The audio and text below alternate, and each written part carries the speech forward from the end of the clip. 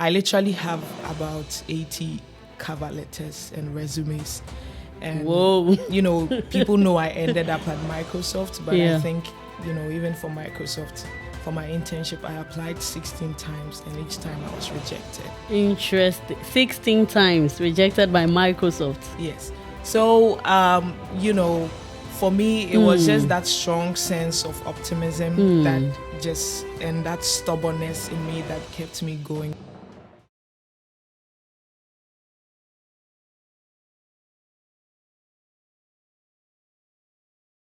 Hey there, thank you so much for tuning in to Lift Ghana podcast, where we celebrate and uplift women in Africa and across the globe. Today we have a special and a wonderful guest, Abigail Amoakoa Okyere. Abby, I'm so excited to have you on today's episode.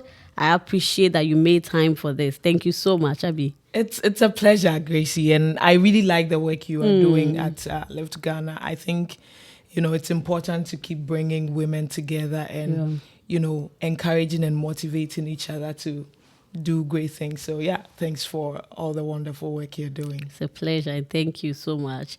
Abby, I sincerely love your spirit. I mean, knowing you from afar, and even when we got close, I saw how you persevere. Like, knowing your story, I get amazed how you pull through life regardless of the challenges, the hurdles, anything that literally came your way, some way, somehow, you still didn't give up on what you wanted to do or you wanted to achieve. Today, I just want us to talk about how the journey has been like for myself, for women out there who are listening to us, so that if anyone, has any hurdle, any setback, whatever it is, that beyond the tears, beyond the pain, beyond the struggle, beyond anything, you can pull through. Abby, knowing your story as a little girl who was growing up in Nkoko with your mom, your sisters, how you went to one of the best girls' schools in Ghana, Wesley Girls High School. You went to University of Ghana to pursue a degree in accounting. Then had a SEMA program. I remember you were having SEMA after that. And then you went to University of British Columbia in Vancouver. Yeah. And then to Microsoft, where a news broke that you were the chief of staff. We will come to that. I just want to know, how has the journey really been like? How was it going back from the beginning? How was it really like growing up? What are some of the challenges you really faced? I mean, we want to know. Yeah, and it looks like, you've told the whole story. I think I'll just say that three things that's cut across, three thematic things that cut across, my journey has been, number one, gratitude. Number two, standing for values, my values. Yeah. And number three, having this strong sense of stubborn optimism. And I think I'll talk through why. Yeah. So just like you mentioned, I grew up in Nkoko. Yeah. With my mom and my three siblings. I think one thing my mom wanted us to do, even with the limited resource, is make sure that we got education. So I was able to go to school. And I think in school, I chose to go to Gehe, which was very absurd, especially to my teachers, because people from our school would not ordinarily want to go to Gehe, but I somehow wanted to go to Gehe. I went to Wesley Girls, and then from there I decided to come to University of Ghana, which was also sort of like a miracle in the turn of events. Yeah. During University of Ghana, I got the chance to meet a couple of friends who introduced me to the whole SEMA Global Challenge, and so that's how come we went to Poland and to South Africa to represent Ghana. Okay. And then from there, I worked for a bit, and then I decided I wanted to go on to pursue further education. It had actually been a desire of mine. That's after undergrad? Yes. Okay. So I tried a couple of years and a couple of times, got rejected so many times. And I think in my third year, and upon applying to so many schools, I eventually got the chance to. Do you remember how many times you applied? So I didn't keep count, but I think in the first year, so I actually started applying right after school, after my national service. So I think in the first year I applied to about like 3 schools, got rejected in 2 and got 1, but with partial funding. And so I decided to try again, which was the next year. Applied for a couple of schools, got rejected. I think I literally used every savings I had to just be applying for schools. If you know how much you pay for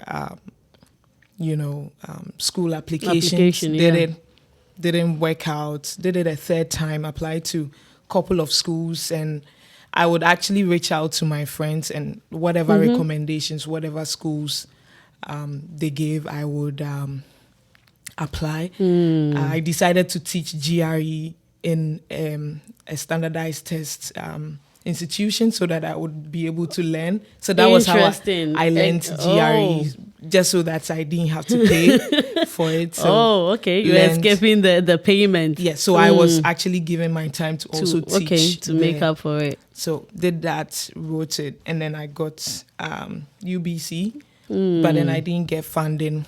Actually, literally wrote to every government, private, public institution, every NGO I knew of at the time. That's the Abigail spirit I know. She never gives up. Asking for funds. Unfortunately, none of them came through. And so what I did was to, apply to like international institutions like the MasterCard. Okay. And so I deferred actually, before that, I did the GoFundMe to raise money.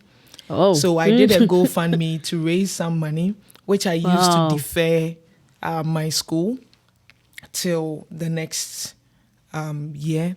And then I was able to get the MasterCard Foundation scholarship to go to school the subsequent year.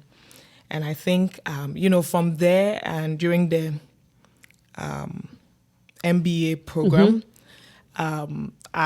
one of the things was to do an internship. And I could count, I literally have about 80 cover letters and resumes. And, people know I ended up at Microsoft, but I think, even for Microsoft, for my internship, I applied 16 times, and each time I was rejected. Interesting. 16 times rejected by Microsoft. Yes. So, for me, it was just that strong sense of optimism and that stubbornness in me that kept me going, because even when they rejected me, I emailed them back and told them that, if any opportunity came, I would be happy to take it. And so I was there one day still, interviewing, and then I got a call that, hey, we have an opening. You mentioned that you'll be interested. Wow. It's in another province if you're interested. I'm like, yeah, sure. Why not? So that's how I first got into Microsoft. Wow. Interacted with a couple of folks, met my mentor, and I think it's something we can go into later, who introduced me to the chief of staff role that I got into at Microsoft. That was all over the news. I'll come to that. Yeah. So it was also it's one thing I am grateful for, because it was because of the people that I came into contact with at Microsoft that led me to that opportunity. So I was the chief of staff for the VP for Microsoft 365 security engineering team. Interesting. Basically what I did, and I know a lot of people have asked me about what the chief of staff role is. Is it like the chief of staff for the president, right? Essentially, it works like that. Yeah, so basically, you maintain the rhythm of the business. Okay. So while the VP manages the relationship upwards, Okay. you manage the relationship down. Make Okay. sure that, the team there's great culture within the team. Yeah. They have the resources Yeah. to do the work. Yeah. They are motivated. Okay. There's the head count. So I did head count. You check for the pulse of the team. You make sure that, you're prioritizing what the organization wants to prioritize at the time. So while the VP does the engineering stuff, you're basically doing the business side of things. Okay. So then I moved to the business manager role proper, which I did for the Microsoft Security Response Center, which is like an about 900 or 1,000 member organization within Microsoft. Exciting. So did that. Apart from that, also I was the communications lead for the Microsoft Security Blacks at Microsoft community, and then I also was a council member for the Women in Security within the Microsoft. Abby. That has been my journey, Yeah. and I think one important thing I also want to call out is, beyond all this, I am very passionate about young people, and so I help out at the Grace Life Leadership Center, which our mission is to reorient mindsets and inspire a culture of selflessness among young people. And then I'm also doing this side gig, which is my own startup, which we can go into that conversation later. Sure. So I think that has been my my journey. Basically, being able to hold on to the values, being able to have gratitude for the people that came my way, and also just having that stubborn sense of optimism when there were like blocks and pushbacks has sort of like carried me through the whole journey. Exactly what I was about to say, that in all you said, I see one thing: tenacity, perseverance. Like, I didn't know some of the things I didn't know you were rejected, for Microsoft. Those number of times, I didn't know even you had to volunteer to TGRE to be able to escape the payment. I just see one common theme: that never give up. There may be blocks, there may be hurdles, there may be setbacks, there may be challenges, but let nothing stop you. And that's that positive spirit, Abigail, I've known that you have. And I think that any lady listening to us can clearly see that no matter the challenges that come your way, so far as you exude that positive thinking. I tried once, I tried a second time, I tried a third time. Keep trying. So far as you don't stop, it will definitely work out like it worked out for Abby. Abby, going back to some of the stories, right? Let's go back to maybe Wesley Girls High School, where I don't know how you did it, but personally, I initially chose Wesley Girls, like when I was applying as well. And for some reason, like I was in Accra, but some people had made it look like it's only for the rich. Or it's hard to get into. It's hard to get into it. And just a day before the final list was submitted, I just went to change my school, right? Because I was like, what if I go and I feel intimidated and all that? Knowing that you were in Nkoko and Wesley Girls is in the central region, what really, even though your teachers were saying that, no, Abby, maybe you will not get it, especially because there's no trace or no evidence of people coming from there going to Wesley Girls. What was going on through your mind? Like, what made you still go ahead? What was that? Like, you were so confident that you would get it. So what was going on through your mind during that time? Yeah, I mean, I think, looking at the community where I grew up, in a bit of context, I saw a lot of, young girls get into all sort of things, get pregnant, do all sort of things. But then I think at one point in time, I tuned on the TV and I saw, students from Wesley Girls competing in the National Science and Math quiz.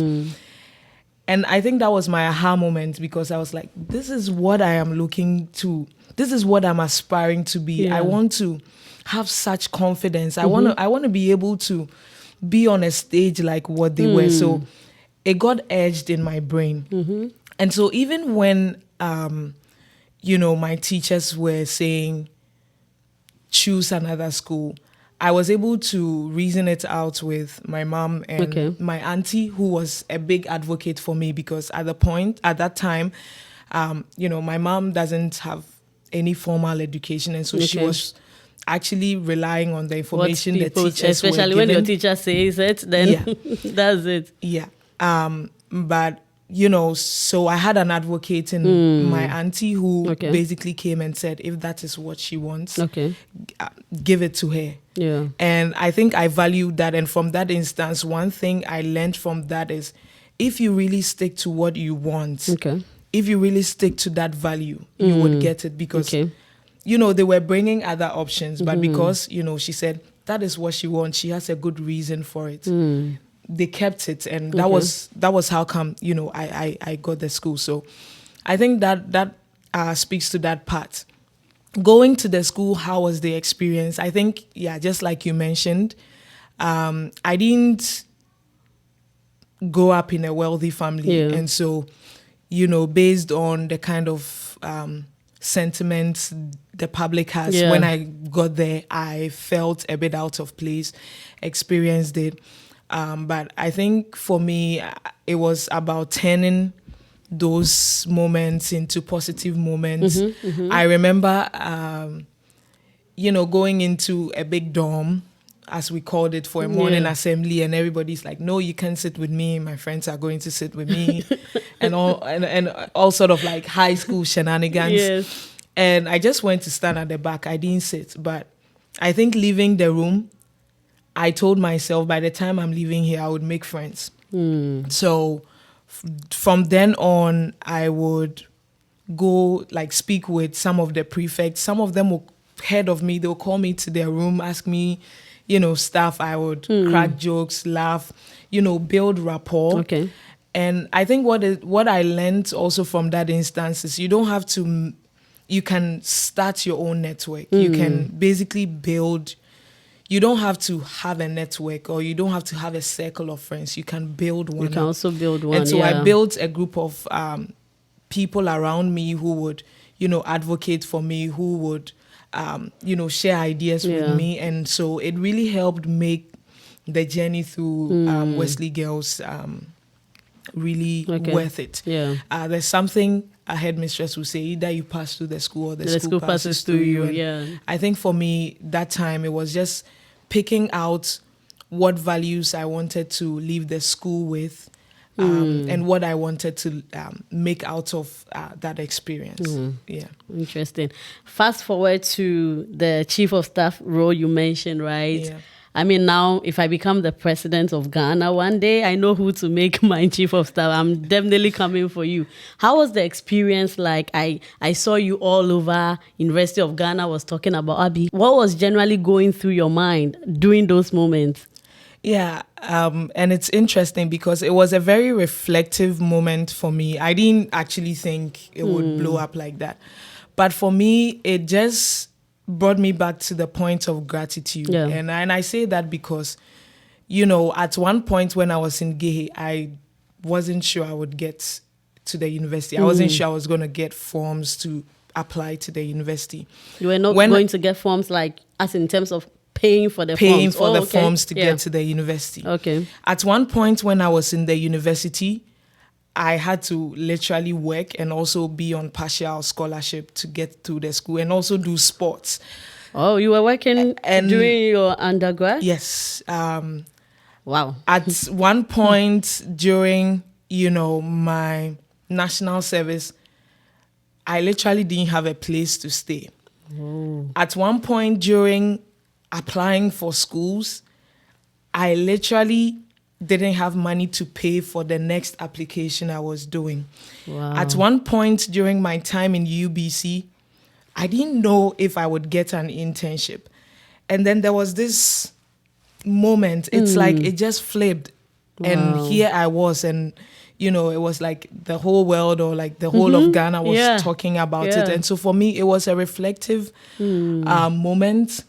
And it just reminded me that if, I didn't give up and I kept pushing, There's a lot I could achieve. There are a lot of people I can inspire. And I say that because, I talked about each of these experiences, but getting to that chief of staff role, I think didn't happen overnight. Yeah. I think that for all of us, wherever we get to is a culmination of all the experiences, all the things we've been through that gets us to that point. That's true.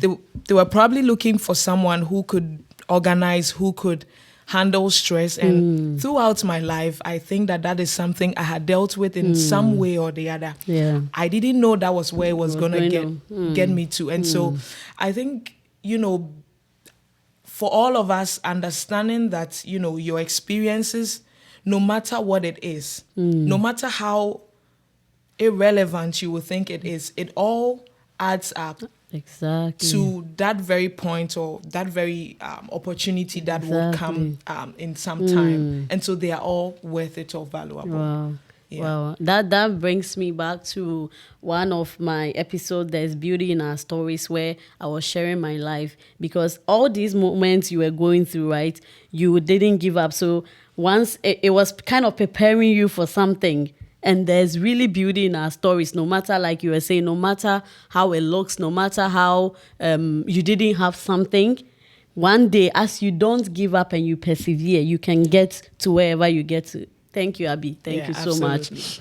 Now, I know that you are a co-founder of something coming up, Zerone Analytics. Tell me about it. How did you get into data, analytics and everything? I've known you to be the business type. What was the inspiration to being a founding member or a co-founder of Zerone Analytics? Yeah, I think it's bits and pieces of all that you've mentioned. The first part is, being at Microsoft, you get exposed to opportunities that can exist in data technology. Yeah. But I think the core of it, and if I go back to the why story of Zerone Analytics, when I was, when I got my MBA to go to UBC, one of the things I tried to do was to get a student loan in the first year before deferring my program. So I applied to all these global finance institutions, and they told me they couldn't give me funding. They couldn't give me a loan because I didn't have a credit score. Oh. So that was the first thing. I was like, why can't I get this? Because there is no data on me to be analyzed to give a credit score. Okay. So that was it. And then during my undergrad, I was doing a research on the corporate social responsibility reporting practices of organizations. And I remember going from organization to organization on foot. And then you get there and then you explain what you are trying to achieve, and then they tell you, sorry, we don't give information out. And so, those two kind of sparked a why in my mind. Why can't we do this? Why don't we have the data to make all these things possible? Yeah. Why don't we have information about someone so that it can be used to generate a credit score for them? Yeah.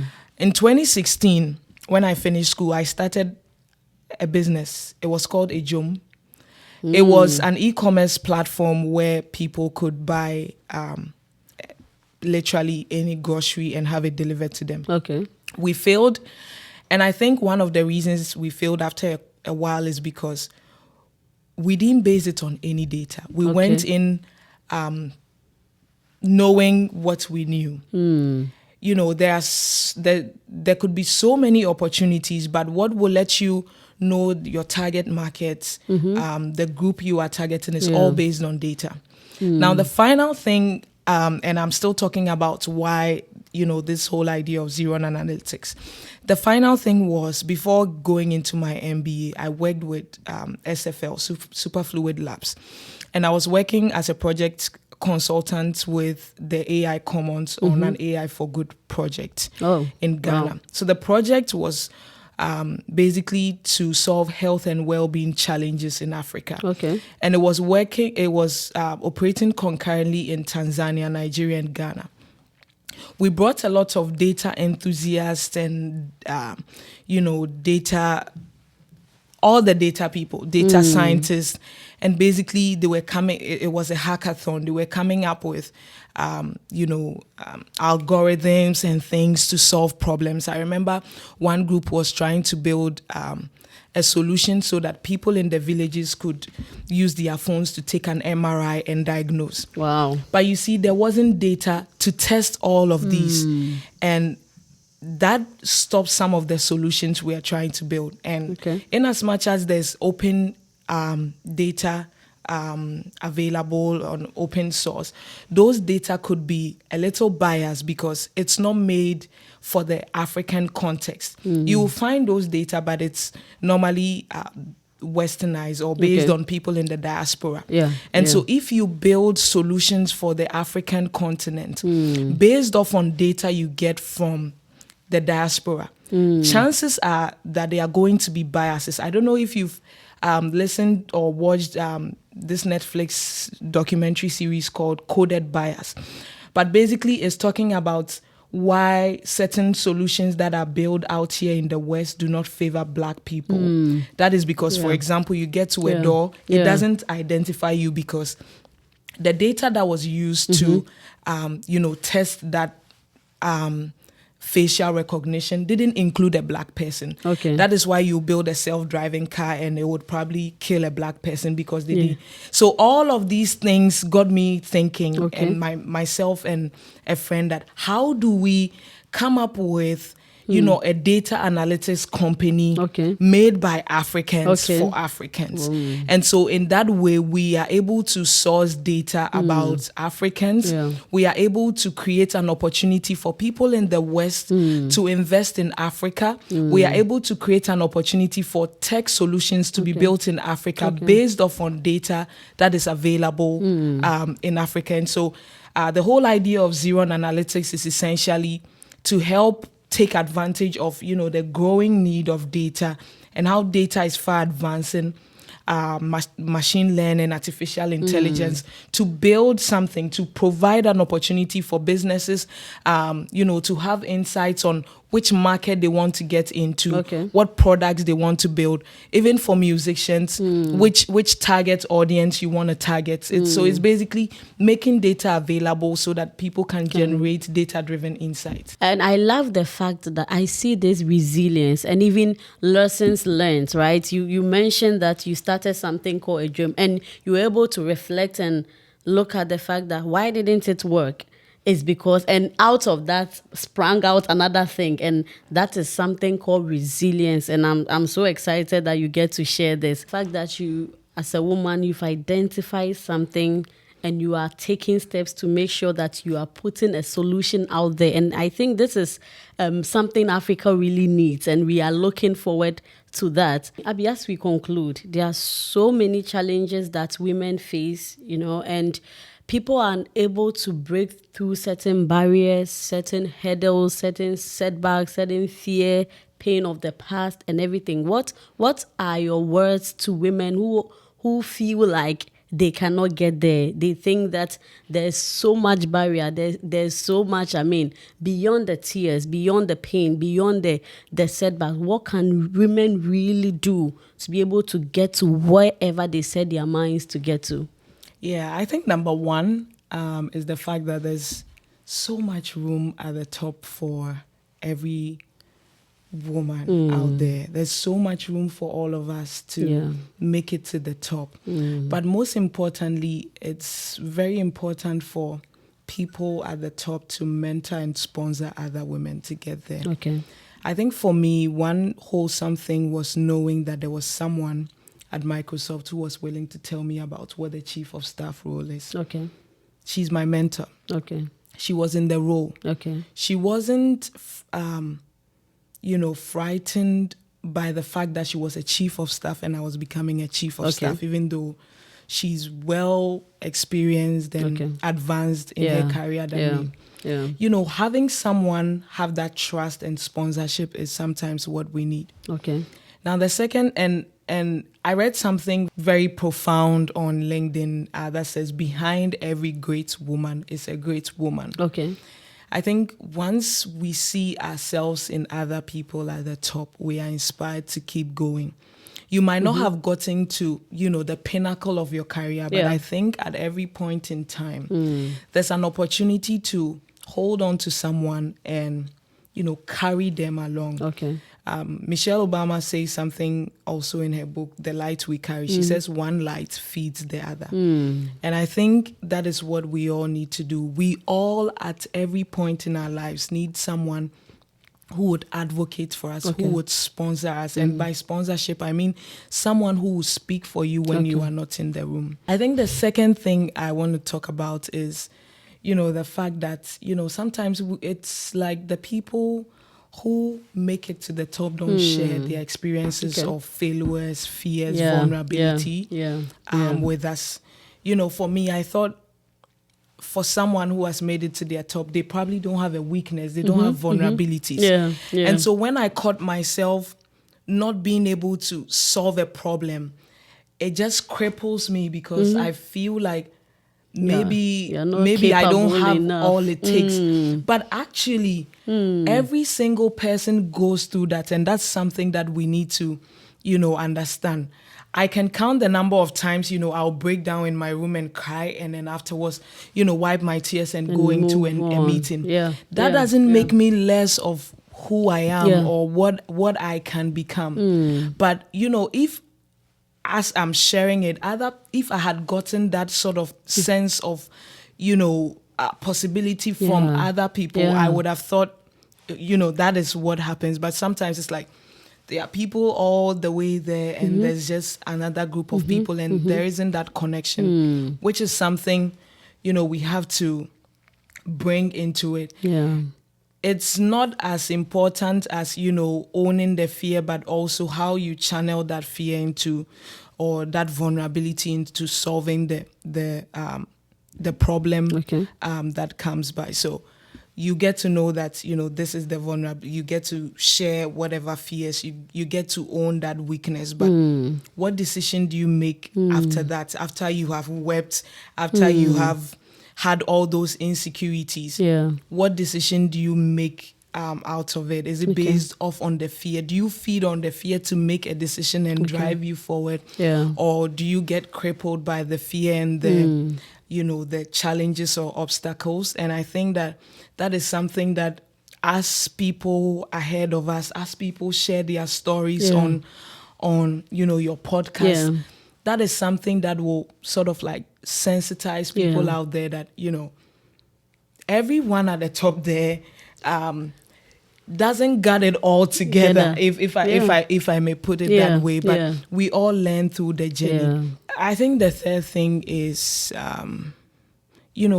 picking what your values are and running with them.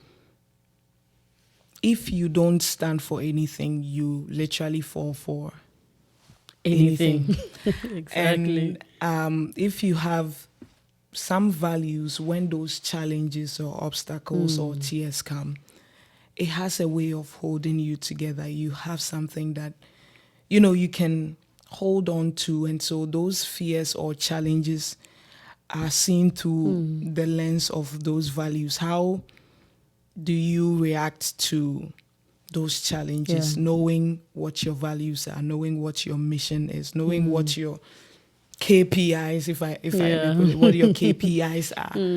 And I think that really helps to push us through what comes our way. Ultimately, every woman can achieve something if they put their mind to it. And you and I are still on a journey, learning every day, not giving up, putting a lot of work in it. And I think once, you make a step every day to be better, even if you're not perfect, you can turn some of those challenges into solutions. Amazing. You are not perfect. Take steps every day, no matter the challenge. Anyone you see out there, up there, has one challenge or the other, or has been through something or the other. Thank you so much, Abby, for sharing. I really appreciate all that you have shared here. I know that women out there, anyone listening to us right now, has been inspired greatly. Thank you for making time for today's podcast. Absolutely. And it's been an honor hanging out on your show and drinking cocktails. Thank you. Thank you so much for staying with us. Until we meet on next episode, it's bye for now. If you are yet to subscribe to this channel, do so. We have amazing stuff to share with you. Bye for now.